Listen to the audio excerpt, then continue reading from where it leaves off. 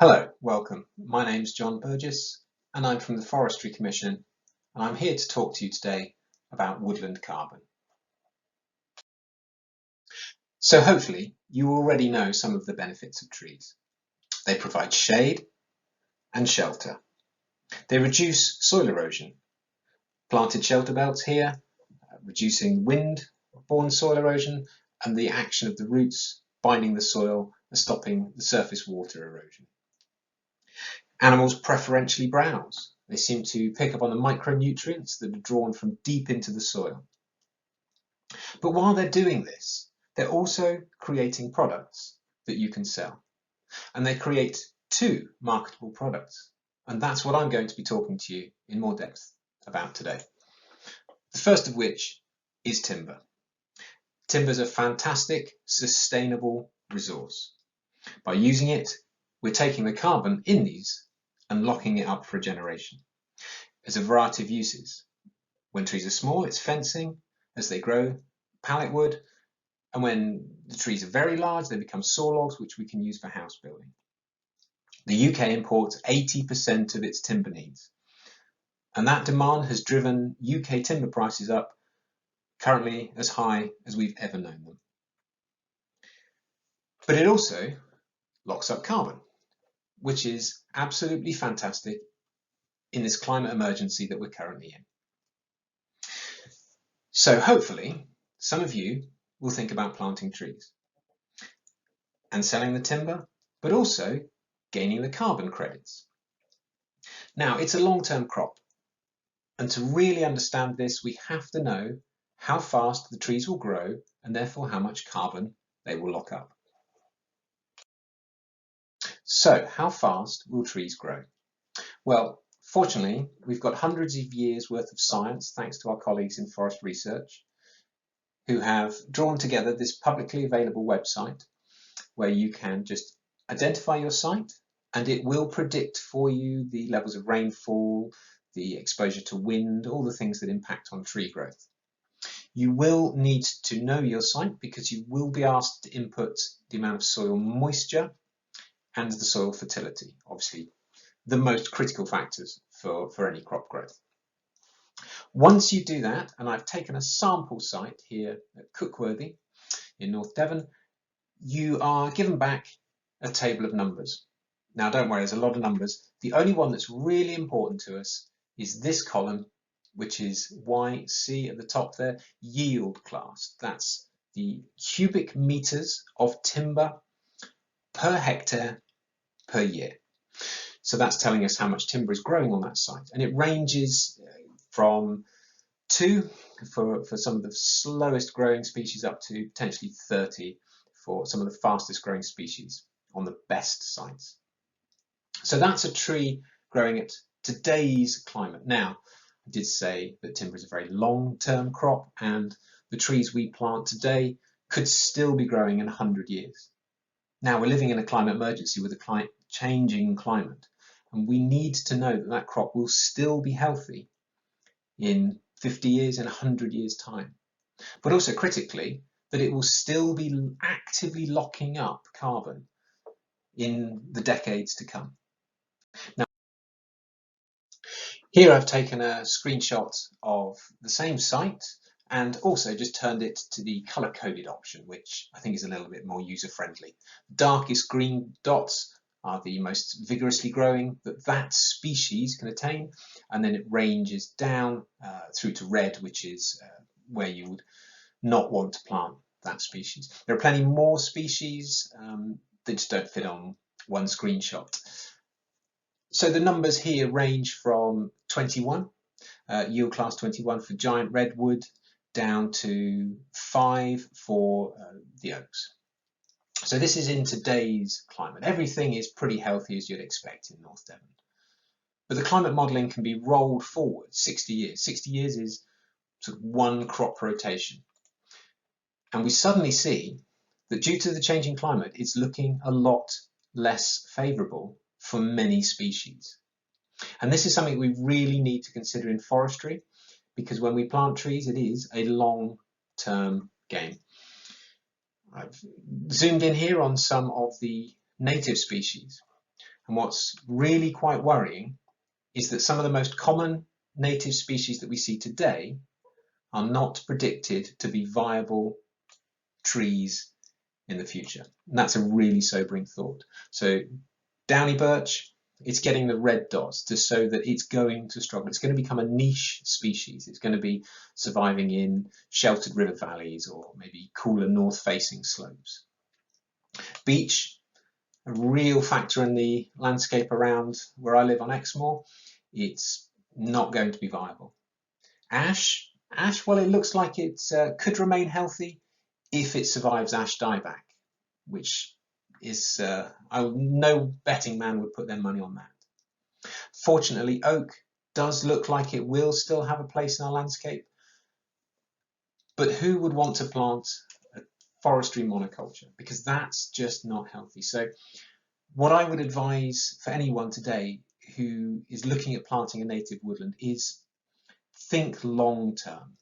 We do have to think about bringing in species that will be healthy in the future, because we want them to be actively locking up carbon in the near future and the long future. Because the worst thing that can happen is some of the trees that we plant die from a drought in 30 years and start to release the carbon that we've worked so hard to lock up.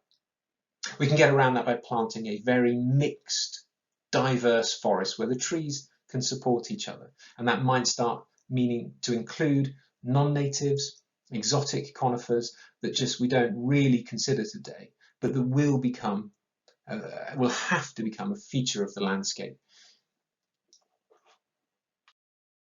So let's look in a little bit more detail at the Woodland Carbon Code. It was first devised in 2007, launched in 2011 with some test and pilot schemes.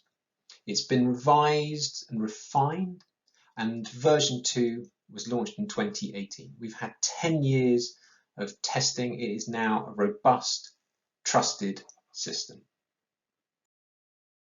Any scheme that wants to be registered under the Woodland Carbon Code must pass some tests. The main test is additionality. Unfortunately, you cannot claim woodland carbon credits on existing woodland. It must be new planting. The additionality is tested itself in a couple of ways. The first one is legal. If you are legally bound to create that woodland, so through a planning development, a requirement that you must plant those trees, then you cannot claim woodland carbon credits on it. The woodland carbon money must be greater than 15% contribution to the costs, and that's also linked with the investment test, that the afforestation of the land must not already be the most economically viable use of that land. So if you would make more money from harvesting maize on that field, but the carbon money suddenly makes the forestry an interesting investment, then that is the investment test passed. The maize was the most profitable land use. At validation, you must then declare other forms. Now, it's really interesting times because there is, in the Environment Bill coming up, the biodiversity net gain will become compulsory from any development. And it will be harder for developers to apply that within the development boundary. And they will be looking at a nearby land to take actions that will be paid for by the developers in order to increase the biodiversity. And planting woodland usually is a net biodiversity gain because of the increase in the species that will be using that as habitat. So if you can tap into some of these biodiversity credits, you need to do that at the start because you can stack them with the carbon money, but you have to declare that. In certain parts, certainly in Somerset now, you can even gain credits from helping cleaner water, which trees will do, mopping up some of the pollutants in surface water runoff, and through the end trade system, and you can gain credits from that.